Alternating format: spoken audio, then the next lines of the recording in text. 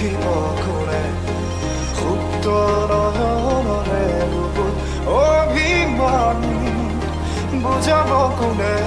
স্মৃতি কোমল বাগিচা পৰি হয় শিশু হৈ খেলে সাধু কথা শুৱনি মনে এজাক ৰুদ্ৰ বতাহে পাৰ ভাঙে বুকুৱাই